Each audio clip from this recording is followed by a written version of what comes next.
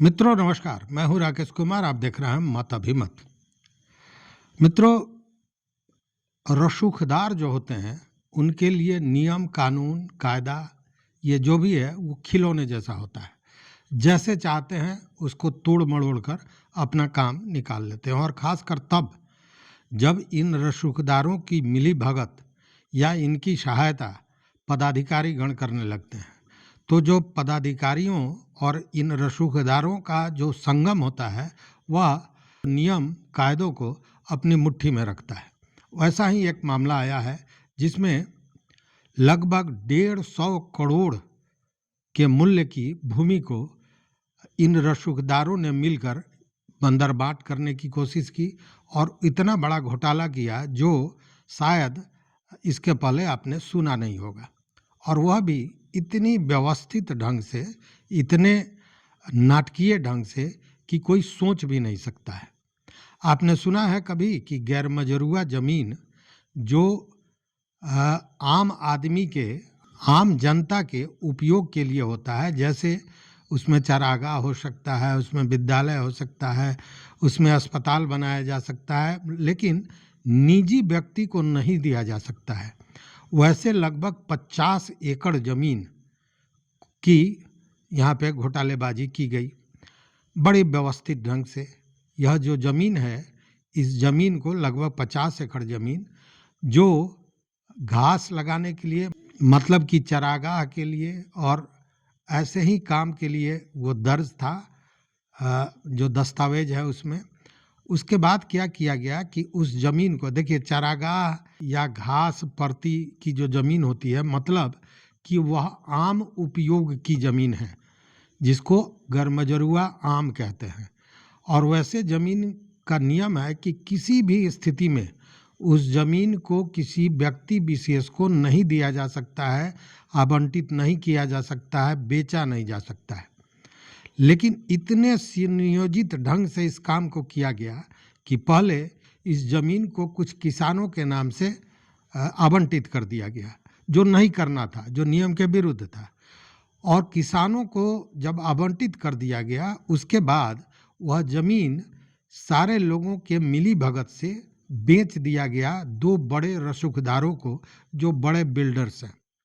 और उसके बाद जब ये बिल्डर्स उस ज़मीन को खरीदने के बाद बाज़ाब्ती उसके प्लॉटिंग कर ली और प्लॉटिंग के बाद उसको बेचने के लिए विज्ञापन वगैरह देने लगे, तब यह मामला उजागर हुआ और तब हंगामा बरपा हो गया। देखिए, यह मामला है छत्तीसगढ़ की राजधानी रायपुर का।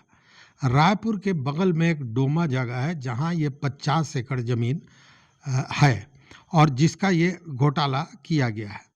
मीडिया रिपोर्ट की माने तो यह जो शहर से लगे डोमा जगह है, वहाँ पे करीब 50 एकड़ ज़मीन आज़ादी के बाद से ही जो जिला का राजस्व विभाग है, मतलब जिला का जो रिकॉर्ड है, उसमें घास और परती के रूप में, माने चरागाह के रूप में यह दर्ज था। मतलब कि यह गैरमजरूआ आम जमीन थी।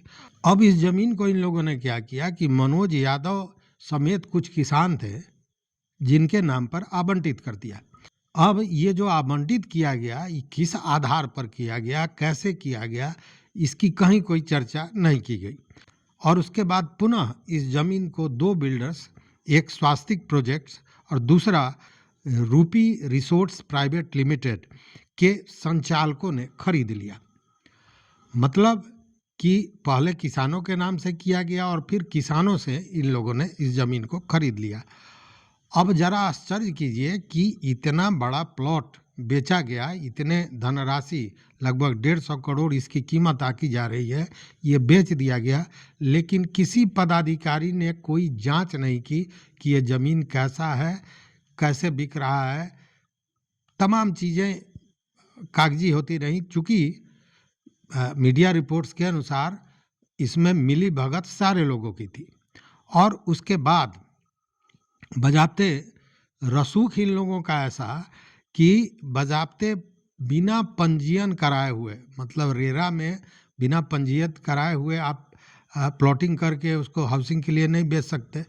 लेकिन बाज़ाब्ता बिना पंजीयन के ये लोग बेचने का काम शुरू करने जा रहे थे और इसके लिए बाज़ाब्ते सोशल मीडिया पर और विज्ञापन जारी किया जा रहा था और इसी के तहत खरीदारों को बुलाया जा रहा था। लेकिन जब ये मामला सामने आया तो हंगामा मच गया और इसकी शिकायत रेरा में पहुंची।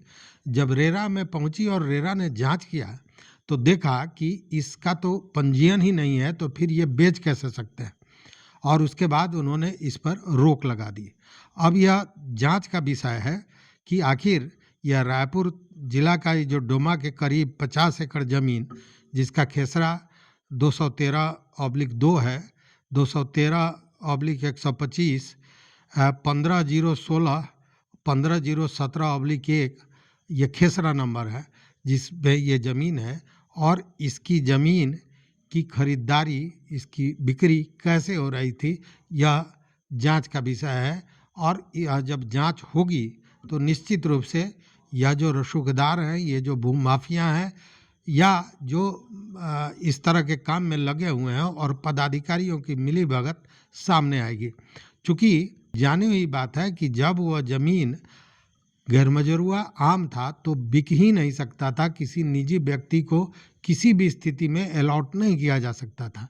तो फिर ये किसानों को कैसे अलॉट किया गया? मतलब यह पूरी एक प्रक्रिया थी कि सीधे अगर किसी बड़े रसूखदार को, किसी बिल्डर्स को दे दिया जाएगा तो मामला का खुलासा हो जाएगा।